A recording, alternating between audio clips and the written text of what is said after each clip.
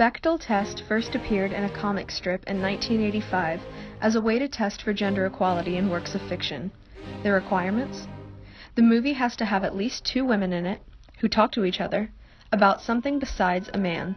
Apparently, only about half of movies fulfill these requirements. But there are a number of problems with this metric. A work may pass the test but still contain sexist content.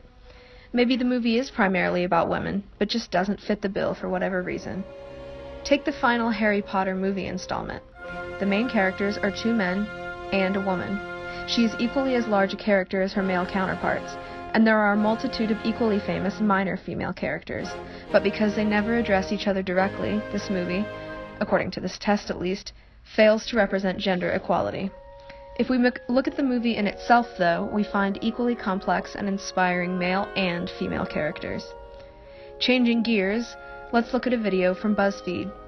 Girls who were feeling risky and in need of a change shaved their heads. It made them feel empowered and beautiful again. And that's great, but the same doesn't normally apply to those who lost their hair to alopecia or cancer. Going from this to this doesn't feel empowering or sexy. But if we look at the situation as a whole, we find that if more girls feel confident enough to shave their heads, the stigma of being a bald woman is diminished. So it's actually a good thing.